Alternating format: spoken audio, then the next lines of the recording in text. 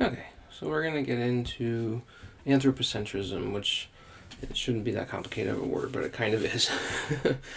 So, what is anthropocentrism? Well, let's start with this first, right? You may have come across this meme before, or graphic, whatever you want to call it. But you see the word ego on the left, and of course that's referring to human sort of awareness of oneself. And oftentimes we see it as a negative connotation, especially because of how inflated it can get within us. So that heightened sense of self, right? And in this case, it's really applied to what our relationship is with other species in the animal kingdom, and we certainly put ourselves at the top, right? We're the superior species. Whereas the comparison there is to eco, which is that we are a species among many species, and that the implication there being that we do need to find ourselves more in balance, and that maybe as a species we do have something that is fairly unique about us, or advanced, if you want to say those words. All the kind of descriptions that we tell ourselves about our species. But ultimately, we do need to be in balance with the rest of nature, regardless of the differences, right? So anthropocentrism, if you break it down, anthropo, like anthropology, means human, and centrism just means centric, right? Center of something. So humans putting themselves at the center of their own thinking. And that's of great consequence in many ways, which we'll get into. But the idea here is that it's a Western cultural standpoint. It comes from Westerners, whereby humans are prioritized over nature, and nature's needs are contingent upon humans' desires. So we, whatever we want to do, we'll just do it. And nature doesn't get to have a say.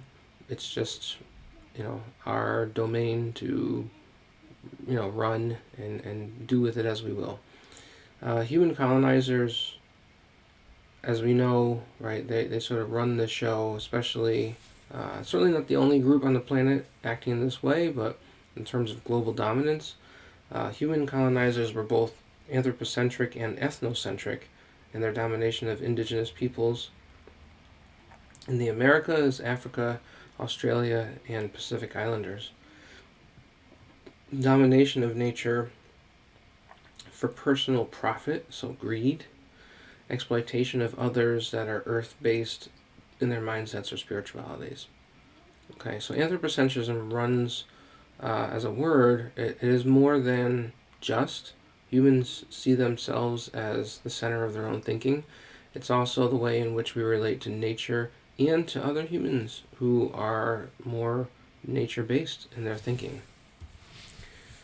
So, that being said, what are some types of anthropocentrism? First of all, there's just a downright exploitation of nature for personal profit, especially, right? So you see that in many forms. This is certainly not an exhaustive list, but factory farming, plantations, right? Very large farms back in the day that were very profit-oriented. Fossil fuel companies, clearly, and then the textile industry. And these are just, again, to name a few of some of the big heavy hitters. Anthropocentrism comes in the form of exploiting people who have nature-based cultures. So we've seen this in colonization. We see it today in globalization. The way in which the, whatever you want to call them, developed or industrialized countries, all of these terms are deeply problematic. But the way in which the sort of for-profit countries will just exploit the heck out of people all over the world, especially those who do live closer to nature still. This is the pattern, right? And we also see it sometimes in the form of governmental, quote, aid, right? I put that in quotes there, because oftentimes it's a Trojan horse. Its real intentions are to westernize people. And last but not least is nature as entertainment, and we see this in tourism.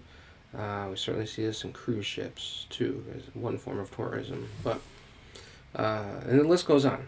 But these are some ways in which we see anthropocentrism and anthropocentric thinking playing out. So colonization, genocide, slavery, right? Europeans, how did this happen, right? Europeans saw themselves as superior to indigenous people around the world. And they really did that because of the way in which they developed technologically. And they saw themselves as moving away from nature and making nature a domain that they can start to control. That was what they thought in their own eyes, in their own head. And this gives them the justification to colonize and kill and enslave people who they thought were less than. And when you break this down, right, it really does come down to the way in which Europeans saw themselves as being superior because of the technology that they were developing. That technology gives them a view of them separating more and more from nature, so they're forming identities of themselves separate from nature, and then they're looking at people who haven't done that, right? Who see themselves as connected to nature as being less than. And that's the justification for colonizing, killing, and enslaving them, right? It should be of no surprise that Africans who were indigenous to their areas and had indigenous relationships with nature, and folks all over the Americas, right? The tribes of the Americas were treated all very similarly in terms of being on the receiving end of very destructive forces, right? So capitalizing on nature was a justification for using, manipulating, colonizing, killing, enslaving people who they saw as close to nature, right? They were just simply less than. So at the very core of this, and this is not always part of the conversation, but this is where the idea of race comes from. It's the core difference here in the mind of Europeans is that closeness to nature. So the modern day notion of race that we have even today is tied to this difference in terms of relationships with nature. Okay, race in and of itself is about identifying a group based on some difference in order to exploit them for somebody else's purposes. I'm going to move into this discussion a little bit more in a different way, um, uh, similar but different, because uh, every group has a bit of a different story when it comes to these patterns. But I'm gonna make some connections here with Hawaiians, and I want to see, would like you to be able to see how this difference really plays out. This anthropocentric thinking uh, versus a group of people, Hawaiians, Native Hawaiians, who have a very different, starkly different culture that is oftentimes just run over for the sake of tourism and profit, right? So what you see here is a hula dancer, and many of the things that have been associated with hula dancers are extremely superficial and inaccurate. The real purpose here is to bring the spiritual energy of the earth through your body and tell a story through dance. It's a very spiritual thing. It is um, uh, it exists at the level of spiritual. It's not something that it should be commodified, right? There's a tension here where it's now tied to tourism. It's sexualized. It's plastic dashboard figurines in cars and all that, right? But of course, that's not the intention of it. The intention of it is about beauty, it's about nature, it's about spirituality, it's about mythology. It's much deeper than, white Westerners give it credit, and more than just white Westerners, right? So what you see here is a person who's really connecting with that power. Now, with that in mind, I'm going to start to get into just a little bit of Hawaiian language to show you how the language itself pushes against anthropocentrism. So I just talked about hula, which is a version of earth-based spirituality, right? And the way that it's been superficially reconstructed by outsiders. So you can see how language, when language is designed, it's designed to pick up the things that we value, right? Just like this is, the metaphor here is a map. Just like a map is designed to highlight the things that are valued for the sake of that map, languages do the same thing. We create words based on things that we value, ideas and constructs that we value. So in Hawaiian language, there's a word that many are familiar with, aloha, right? So what does it actually mean? This is not what many, think of. It's not hello and goodbye, right? It's not. It has a much deeper meaning than that. And again, is it a surprise that mainlanders and tourists and people who are connected to colonization would misconstrue meaning for the sake of their own entertainment, right? So aloha has a very deep spiritual meaning. So what does it mean? Alo means together, and ha means sacred breath. So it means together we breathe the sacred breath. Now, what that means is we are all interconnected. We are literally breathing the same air with each other. But beyond that, the sacred breath is the life force energy that comes from the planet and that we use as nourishment, that we use for spirituality. And so we breathe the sacred breath together. We live a life force energy that goes through every single living being on the planet, not just humans. And so that means we are deeply tied to one another. Again, on a very spiritual level, we are sharing that life force energy together. So aloha is, in meaning, very different than what most people understand it as. Where are some parallels in other languages, right? Namaste would be more of a, the divine in me sees the divine in you.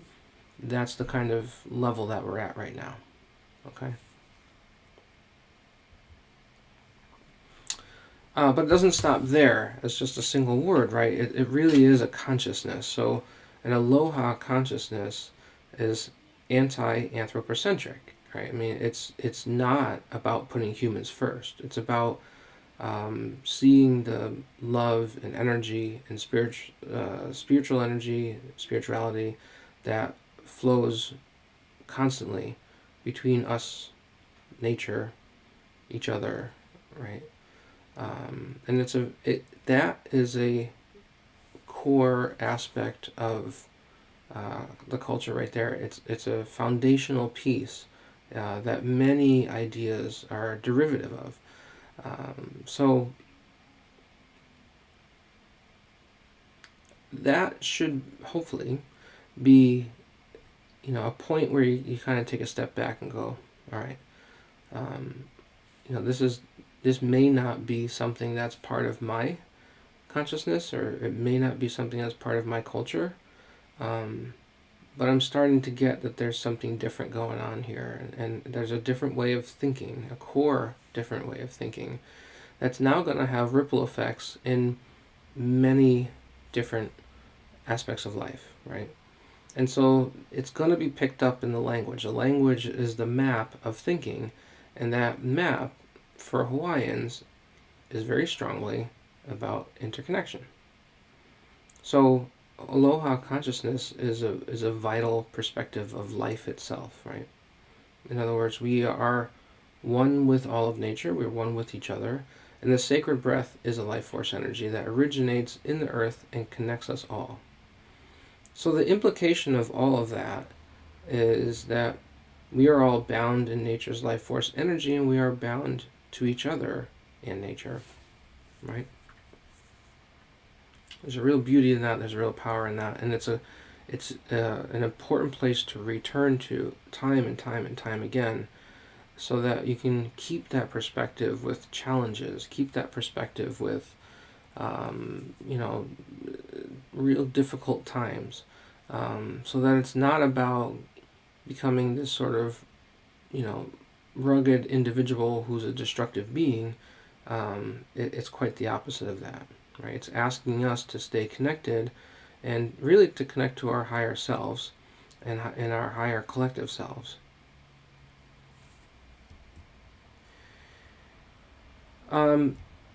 There's a word that really starkly contrasts aloha, and it's haole. Haole is a word you'll hear that from time to time for sure in the Hawaiian Islands, and it's not a pleasant word. It's not intended to be a pleasant word. It's an insult, right?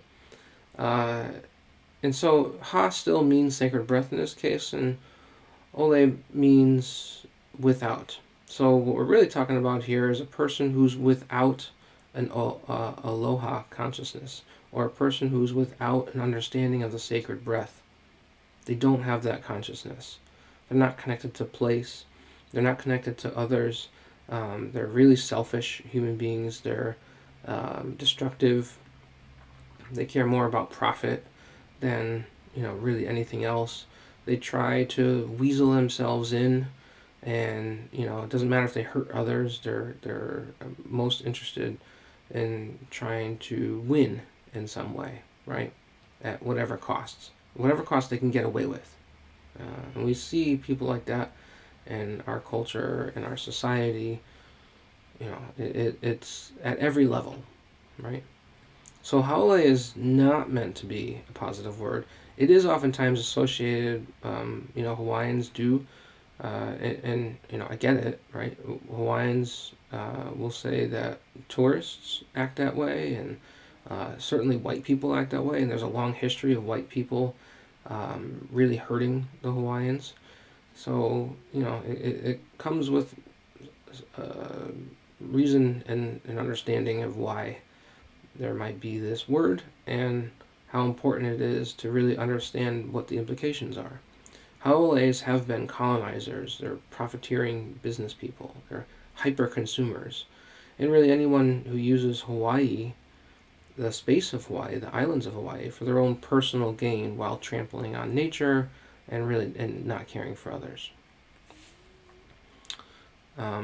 There's a song that really encapsulates this, and this is a real beautiful, amazing rendition of the song Hawaii 78. It's I'm not going to play it here, but it is on YouTube, and I have the link to it in the slideshow. Please, it's a requirement, watch it. I want you to see through art, through music, what it really feels like. Okay? The song itself is calling upon a haole consciousness to help people understand what Hawaiians have been going through, and our you know, Hawaiians are desperately trying to, and in many cases are succeeding in preserving the aloha consciousness, and they've done so in many, many different forms. So please pause this video and go over to that video and watch it. It's really remarkable. Okay?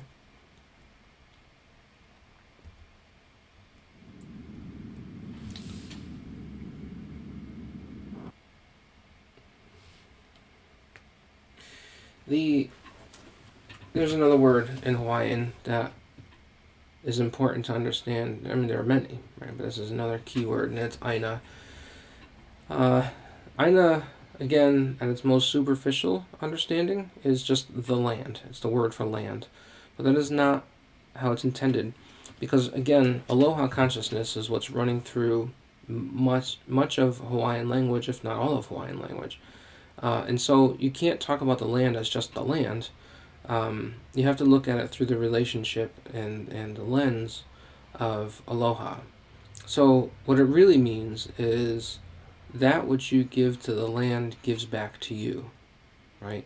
So it's no matter how and when you start talking about the land in Hawaiian, you're always talking about the relationship with it simultaneously, which is really powerful, right? Again, driven by this consciousness of aloha, that's going to be a major factor. So that is, again, a huge reminder of how important it is to be anti-anthropocentric in our thinking. So what we do to the land comes right back at us. Therefore, we ought to have a deep love and respect for nature, since it is our home, connected to our identity, and ultimately our source of nourishment. Land consciousness, Aina consciousness, is not something that you see in people all over the planet. Some people have it. Certain regions and certain spaces, people are very connected to the land, and in some places, not so much. I'm in Connecticut, right? And I would not say that people have a real deep connection to land and the biodiversity of our area. In fact, it might be the opposite. That's really challenging, because if our goal here in Connecticut is also to not just take care of the land because it takes care of us, but to really push our efforts into sustainability, the deepest levels of sustainability, then I think we're going to fall short majorly, because if we don't have that love of land, if we don't have that deeper land consciousness, if we don't have something like an Aina consciousness, we're just going to throw it away. We're going to see it as disposable and sort of move on, right? There needs to be something like this in our consciousness if we're going to move towards sustainability. So, you can think of other places in the U.S. that come to mind for me. Texas there's a very strong sense of pride in Texas, and it's not just about being a Texan, but it's also connected to the land itself. And not for nothing, but Texas is Texas. I mean, I don't know how to put, not to right, be mean to anybody in Texas. I don't mean it that way at all. In Connecticut, we have the four seasons. We have beautiful foliage in the fall time. We have a pretty fair amount of diversity when it comes to nature here. It's really quite beautiful. Why the negativity so much in Connecticut? Texas is largely flat, and it's largely everything. But there's a real strong sense of connection to Texas for a lot of people. Why is that? And you can go, region to region and sort of do a quick assessment of what level of land consciousness do people have, right? Hawaiians have, I don't know of another people who have a higher sense of land consciousness than Native Hawaiians. So we have something to learn from Hawaiians for sure. And again, it's not just the aesthetic appreciation, but it's at that spiritual appreciation, and it's part of their identity formation. And another word here is ohana, which usually is used to mean family. But again, using an aloha consciousness, using that as a lens to understand what is meant by family, it's really more than that. And there's that intention is key here, right? So family is an intentional thing. You don't have to necessarily be blood related or biologically related. You don't have to have that sort of lineage of birth. It's intentional. It's this desire to be connected on a deeper level. It's again rooted in aloha consciousness and anti-anthropocentric thinking, because of how we are tied to one another through that sacred breath, right? We create family through the sacred breath. So just like the land, as being viewed from a relationship of care and interconnection, so is the concept of ohana. We can be ohana to each other through intention and loving spiritual connection through the shared sacred breath, right? So you have these examples of how things are viewed in a much deeper way when you are aware of anthropocentric thinking, and you're aware of how it creates separation. You see how very different just each one of these concepts are, right? Aloha, haole, ohana, aina.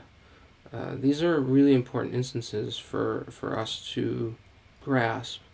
And I think for those of us that don't already think that way, there's a real opportunity for sort of a collective evolution of thinking that many folks, clearly Hawaiians being one of them, already have that thinking going on, right?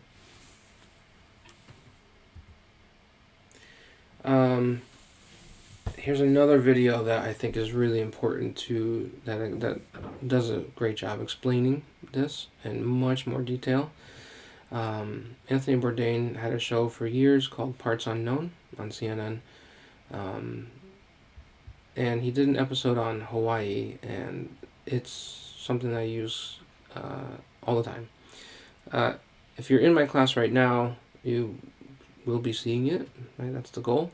But it is worth the $1.99 to buy the episode and have it and watch it and rewatch it from time to time. It's important because when media gets something right, first I would like to note that, right? I think that's really important. But secondly, there's not a lot of content in media that does this. And, I've seen this dozens of times at this point, and I think it's crucial that everybody sees it at least once, if not a few times, to, sort of get into your head. It's like, what is this concept, right? He does a great job of getting out of the way and letting Hawaiians do the talking, and kudos to him for doing that. Kudos to him and his crew for pointing the camera and the microphones in that direction, and as much as possible for 45 minutes, getting that kind of consciousness on on the record, so to speak, right? So do yourself a favor and take a look at that. Even if you see it in my class, do it again, right? All right. I'm not going to go through this. I have a whole other video that does this, but it's connected, right? If we are going to thrive as a people, what does that mean? I have another video, which is right here. It's embedded in this, slideshow here. Again, welcome to revisit it if you need to. But I'm going to just say, watch this video if you haven't already, and I'll do a little bit more of branching off here in connection with anthropocentrism. So, all right, okay. An art piece that I show over and over and over and over. I know, right? Maybe you're getting tired of looking at it and think, how many times can we keep going back to this? But again, when artists and folks in media get something right, it's quite amazing. And this is the question here really is about, like, what does it mean to thrive, and how does anthropocentrism really play into that? And I use some examples of what we see in Hawaiian culture, Hawaiian thinking, and Hawaiian consciousness, of what that means when you are really aware of anthropocentrism and intentionally are going in another direction, right? Similarly, this is what's going on here in this drawing or painting of San Francisco that's really retrofitted with sustainability, um, diversity, and peace in mind, right? So, if you haven't seen this before, check it out. It's artwork done by Jessica Pearlstein, and I thank her immensely for conceiving and conceptualizing this beautiful piece. And you see so many elements going on here, right? You see in the background, you see how the city is, still there, right? We have not taken the city down. This is San Francisco. The city's there, right? So it's about really retrofitting the space to be more in balance. And I don't claim to know if this is enough, but it's certainly better, right? And as you sort of move towards the foreground, you see that the street is filled with people in the intersection. It's a gathering place. The street isn't really used for transportation in a significant way anymore. Transportation has been dealt with in other ways, right? There's going to be other routes for transportation. But so the street is reclaimed for gardening. You see permacultural gardening going on there. And you see that it's more of a democratic space, right? It's going to be used for multi-purpose space, right? And on the rooftops, you see all kinds of good use of space there with geodesic domes and gardens. Obviously, you see the wind turbines, right, indicating that there's some alternative renewable energy there, disconnected from, hopefully, completely disconnected from fossil fuels. And we see solar panels as well. Not that any of these don't come with their own sets of problems, but taking care of, at the very least, taking care of the carbon issue, right? And in the foreground, you see this beautiful woman who is smelling the blossom, and at least it gives us this depiction of sort of peace and serenity. And she's a woman of color, so there's diversity being represented here. And we see the prayer flags, the Buddhist prayer flags, across the street hanging on the buildings. So we know there's some social diversity issues that are being dealt with here in really positive ways, right? So there's a lot of good going on here, really interwoven kind of things going on, right? So what are some practices of an aloha community, all right? Thriving is what we're talking about here. So we have many of the things I said already. Carbon negative, right? We need to go carbon negative, not just carbon neutral. Carbon neutral is not enough. We're really on the precipice of something just long-term pain in terms of what's going to happen. And it is very much starting to show itself with global climate change. Identity formation is in the relationship, right, with nature. It's not just an anthropocentric identity. Where most of our identity formation is very anthropocentric. It's disconnected from nature, right? Technology is in service to nature, not overtaking from nature. Competition yields to cooperation, deliberation, interconnection. All of those things are very much implied in this art piece here, but even more so in our own thinking. A thriving community would very much emphasize those aspects: cooperation, deliberation, and interconnection, as opposed to competition. And greed would also yield to a caring for each other and a caring for nature. And I think there's an element here of how are newcomers treated in this environment, right? It's not that we're in this strict, static environment where we're sort of militant about what needs to be, but newcomers will always. There's always going to be influx of newcomers, right?